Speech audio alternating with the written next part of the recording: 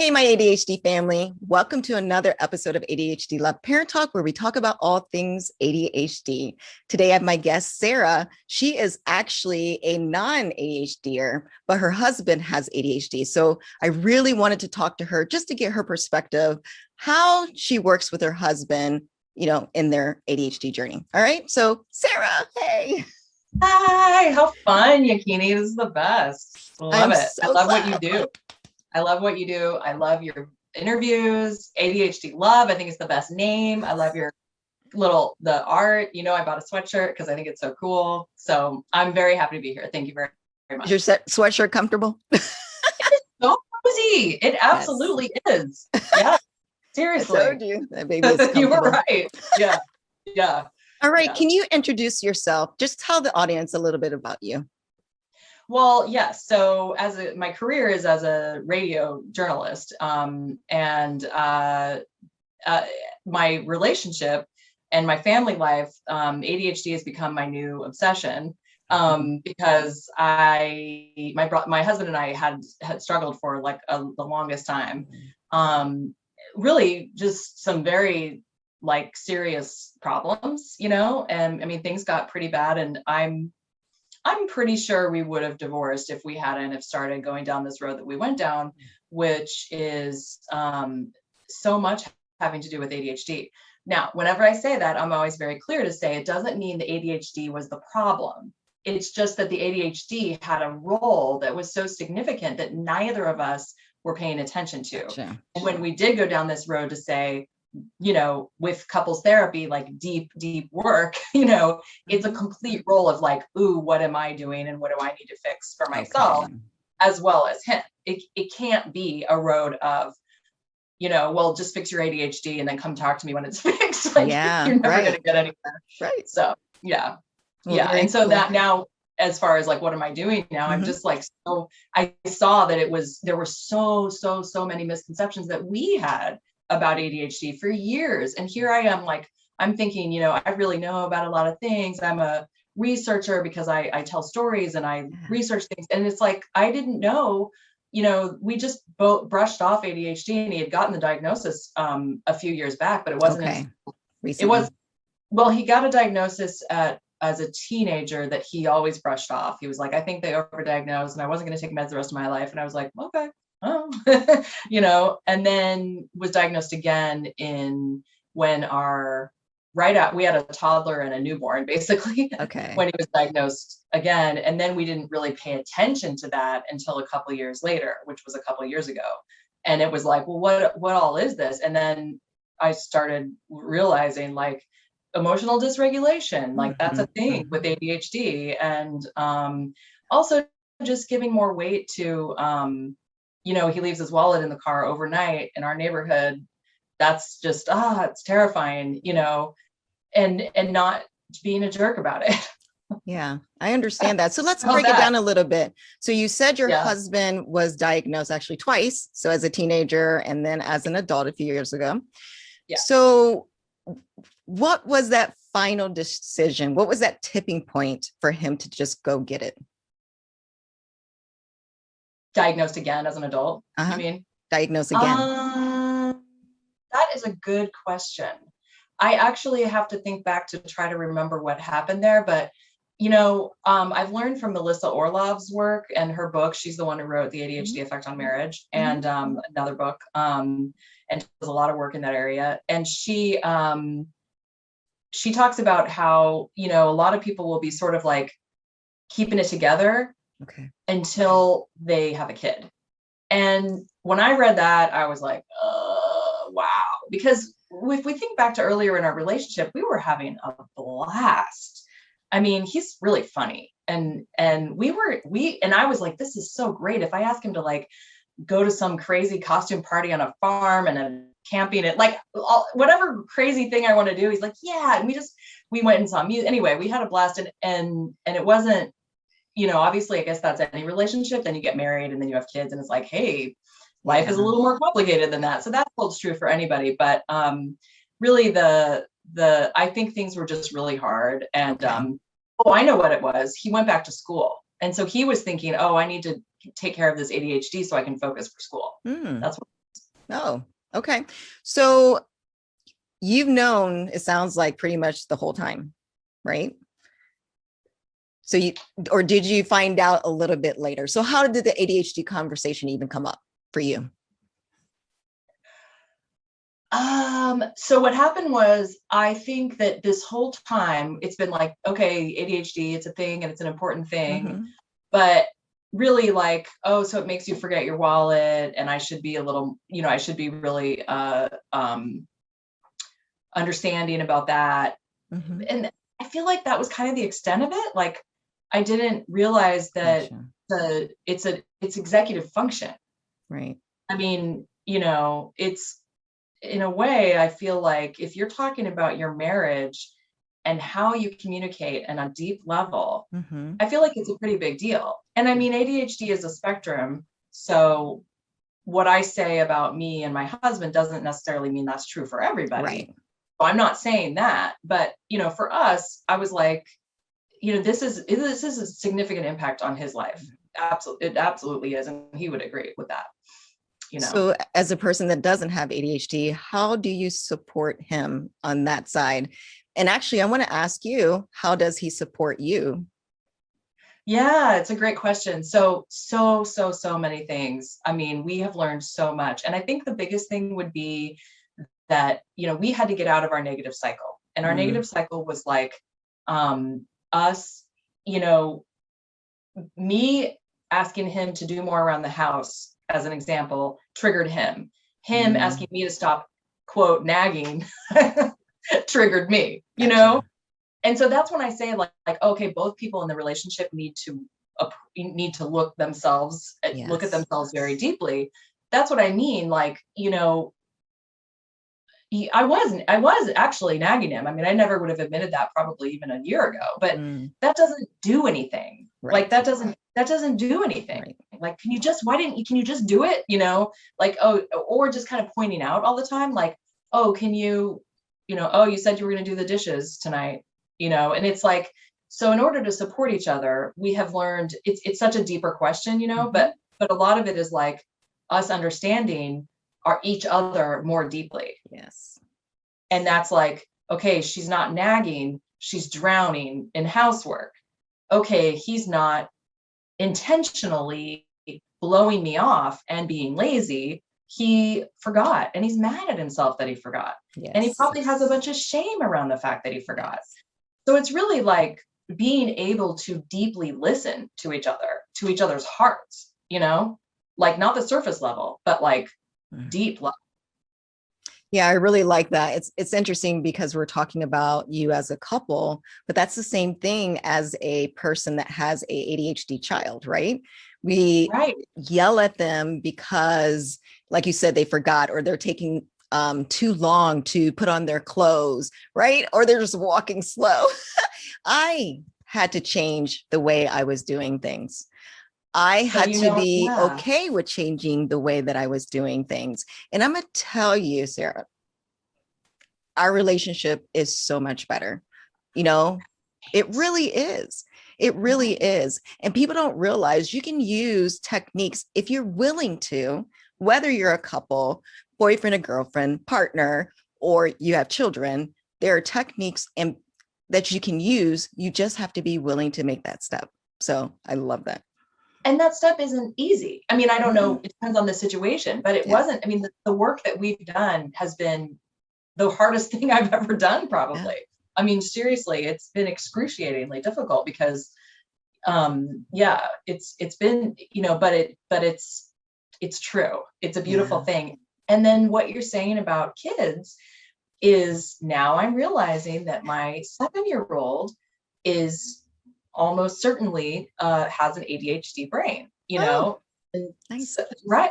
Yeah. And so it's like, we only started figuring this out. She just turned 7, and we only started figuring this out like in the last 6 months, which is kind of like, hello. But I didn't know, I didn't realize, but anyway, and that shift, what you're saying about your relationship with your kids, I've already seen that shift in the last few months with her. And what I've seen is her coming to me. Yes.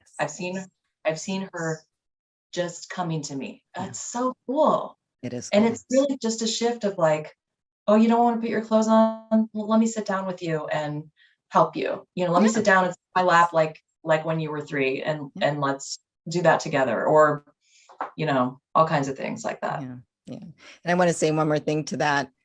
The other thing is being willing to work with that person in terms of when they are struggling with something. So my kids, for example, when they are struggling with something, so I'll build on the, okay, so you can't put on your clothes now, right? So let me help you. Yeah. One thing that I do is I say, what would you like to do? Or what can we do so that you will put your clothes on time for school, for example? So we work together. And I also allow her to think about how she can help herself, right? Right. And so that's another thing that I do with pretty much everything, my son and my daughter.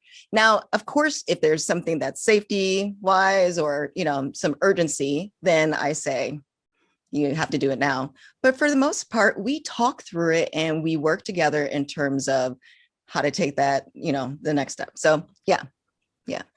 Yeah. I mean, the other day I realized that mornings were always, it's not that it's that hard. It's just that I'll be like, okay, you're brush your teeth. That's what you're doing. Brush your teeth.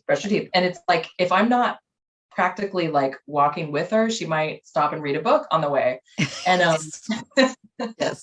And so I made a list and I was like, brush teeth, pick out glasses, strap, color she picks out, and then she was having so much fun, like running and checking off those, what's next on the list, and it's stuff like that. It's so great. That's awesome. That is awesome. So why did you decide to become an ADHD advocate? What was that turning point for you? I could not believe how many people were out there like living my life. Like how many people were out there completely not understanding that ADHD is so much more than hyper little boys, like that keep pounding on the desk or whatever. Right. I mean, that it's a neurodivergency. It's an executive function. It's things that are out of their control, and it's a struggle from childhood. And for those that don't get diagnosed until adulthood, it's traumatic. It's trauma after trauma. And then it's shame, and then it's depression, and then it's anxiety. I mean, it's like, now I can't stop talking about it, And so I was like, well, let's go. Let's, I mean, and also having the background of being somebody who enjoys, researching information and then sharing that information in ways that are easy to digest. I was just like, I just found myself like doing this with ADHD and wanting to share it. And then I also realized that not that many people are talking about couples on this deep level. And it might be because it's pretty intimate, so I get it. But, with the permission of my husband, I talk about it a lot. And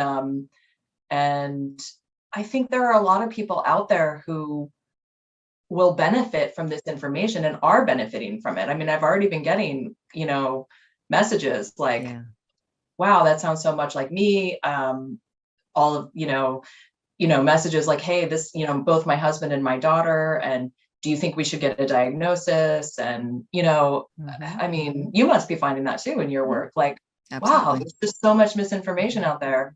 And, but I can't tell if it's because I'm just completely immersed in this world or if it's like a wave of information is happening now and things are changing. Right. But right. It is a life changer. It really is.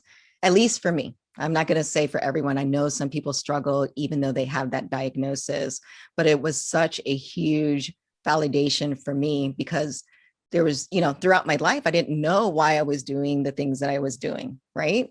And I could see myself and my kids and some of the things that they did. Like my daughter, she's diagnosed with inattentive, and she would like walks in circles, because she's just processing. That's what she does. Right. And I used to do the same thing, except I would walk around the house. So it's just really interesting to see just like the reality of myself and them, and then the fact that I truly did have ADHD. So I just never knew. I never knew. And it's just so wonderful. Now, the funny thing is, when you said you think your 7-year-old has ADHD, the first thing I said was, wow, cool, right? Yeah. If I tell somebody else who doesn't really believe in it or who doesn't talk about it enough, they probably would have said, oh, I am so sorry for you. What are you going to do? You know? And that's the conversation that we need to continue to have so they can have a different mindset. That actually, I have seen that. I've seen that in groups where when somebody's finding out, they're like, oh my gosh, I'm just devastated. Like her life is going to be harder. And I'm going that now that I know, and I don't mean to be condescending because people don't know, but it's like, no, they're creative and they're entrepreneurs and it's a superpower. And like, it feels so lucky and positive and privileged to be able to say, wow, we're finding this out. And I am going to give her all those tools to help her grow with it and utilize it. It's like Dr. Hallowell said, Ned Hallowell in one of his podcasts, he said, actually it was a webinar, whatever. He said, it's like, he kind of was going off on parents, and he was like, you can't change the kid you have. You're not going to do that. Don't try. You're not changing the kid, but you can shepherd the kid. You're a shepherd. Right. You're shepherding the kid into doing the things that are going to help that person. Right. And it's like, I feel so glad that I can shepherd her now and understand, like, she might want to read a book at recess because she just wants the quiet. Right. Great. I love that. I love that. So what would you say to parents that, whether it's the wife or husband or, et cetera, what would you say to them if they don't know how to support the other person? What advice or what techniques or systems or strategies would you give them? Okay. So the first thing that I feel is so important is that, God, find a couples therapist who is an expert on ADHD. There actually aren't that many. And this is difficult because of insurance and the way that it works. So, and it's expensive. But if there's a way, I think that finding a couples therapist who is an expert on ADHD is so key, because we are on our fourth. Wow. The other three didn't know anything about ADHD. You're so funny. And they, why don't you just talk to each other? Just really listen and touch each other. And we're like, we're touching each other. I mean, and now we have an ADHD. She focuses on neurodivergent couples. And she says, you aren't speaking the same language. How can you? And so she uses, or you could also just find somebody who uses Gottman techniques. But it's like, she has managed to get us to be able to listen to each other on a deep, deep level, but using a very prescriptive method with a Gottman. John Gottman is the one who's done all this work on relationships, on therapy and couples therapists. And I'm in Seattle and they're from Seattle. So it's like kind of a lot of people are familiar with them around here, but so this Gottman technique. So anyway, I know that that's not the end all be all for every single person. So I would say that's really a big one. I also think that Melissa Orlov's book, The ADHD Effect on Marriage, is incredible. I had this experience of reading the pages and reading about my life. Yeah. And she said people talk to her all the time and say that they're crying, like, you wrote about my life in this book, So I think that's a very good place to start. And then educating yourself on ADHD. Yes. Really, just dive on in. You've got Danny Donovan, who does the comics. Yeah. And she's really funny about what's going on with her brain. You've got Dr. Russell Barkley, who's got videos on YouTube about just like really, technical, which my husband loved, on how the brain works. That's what he wanted. He was like, I don't want to read this book on marriage. I want to see this video, So those are some of the first things that I tell people like at the beginning. Yeah. So,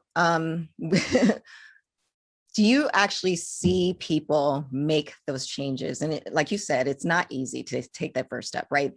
It's really hard. It's really difficult to change your habits. I know, right? Because I had to talk to myself daily and prepare myself daily in the morning. So I made sure that I interacted with my kids appropriately. So do you see people struggling and not changing, or most of them are changing? I mean, what do you see? Because one thing I want people to know is the reality of working on a relationship. I actually do see both. So there's a couple of things I thought of. The other important thing is self-care, and you getting up in the morning, giving yourself that meditative space to say, how am I going to show up today to be a calm person to react to the kids, right? Like that. I never understood why people would say that to new moms, like self-care, self-care, self-care. It's like, well, I'm trying to get my sleep, but but it is so key, because if I can remain calm and just not let myself get triggered and then let a fight happen, then that's everything. So so there's that. There's also, I do see in some circles sort of just a sort of an attitude of feeling like you're just giving up, and I think that if you have a partner, like let's say you are a non-ADHD partner or an ADHD partner, but with an ADHD partner who's not invested, who's not interested in therapy, who's not interested in anything as far as exploring that, then I think that is hard. I mean, it has to be some serious work, and devotion. So I think that if you have that devotion and that bond and that love and connection, not to say that they didn't have that love, but something, you have to be willing to show up to face all of it, educating about ADHD and its impact, and willing to do your deep work. And if you have that bond and that devotion, absolutely it can happen. And that is the message that you're right, that I want to share too, is like, it totally can happen. And I actually asked Melissa Orloff, like I said, the one who wrote the book, I said, are you happy that you've chosen this path?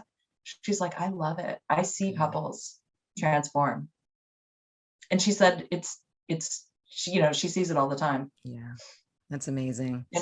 And I've seen it with us. So I love it. I love it. So is there anything that we haven't covered that you would like to, share with the audience?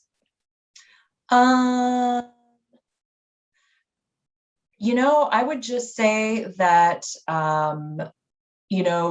if that is you and you're feeling hopeless, I would like to go back to that, to just say that it's not. And there is so much information out there. And I've kind of found myself with a little bit of a motto of like, education is power. Yeah. So I would say that would be my last thought to leave on. Yeah. And I love that. And like you said, the change can happen. You saw it in your marriage. I've seen it with my relationship with my kids, and I've seen it with other people. So the struggle is real, but it's just so worth it, right? When you finally get to that point. So thank you. Is there any other resources? You've mentioned some resources throughout, but is there any other resources that you want to share? Ned Hallowell's podcast is good.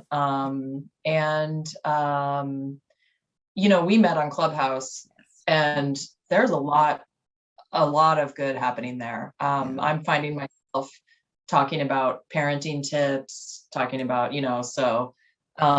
but if that's not your thing, that's cool too. You can do it without Clubhouse. We're addicted. Maybe a little. That's too funny. Yeah.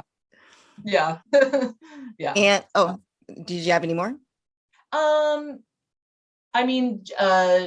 Jenn Has ADHD. She has some amazing videos too.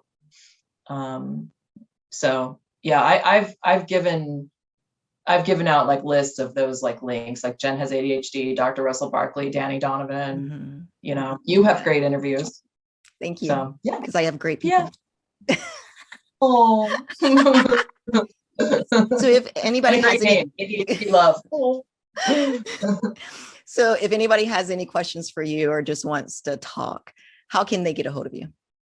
Absolutely. Please message me. Absolutely. SJ Lerner, SJLERNER on all the social medias, all social, yeah, Twitter, Clubhouse, and Instagram. And actually that's my email too. And people are totally welcome to email me, sjlerner@gmail. Yeah. Well, thank you, Sarah. Thank you for coming on. This was really good. I love hearing your perspective on things because we don't always hear that perspective, right? So, and when I say don't hear that perspective, hearing somebody who's working for their relationship and you guys are seeing success. So I absolutely love that. So thank you for coming on. Well, thank you so much for having me. It was super fun. And I love these conversations. It's all good stuff. And you're doing a great job getting that message out and getting the information out. It's lovely. I appreciate it. Thank you. Thank all you right, so everyone. But go ahead. Thank you so much, Ikini. That's all I said. Okay. All right, everyone, that closes another episode of ADHD Love Parent Talk. If you want more episodes like this, please do not forget to hit the subscribe button and then also hit the notification bell because every time a video comes out, you will be notified. And if you liked this video and love Sarah, make sure you hit that like button. All right, have a wonderful day. Bye, Sarah. Bye.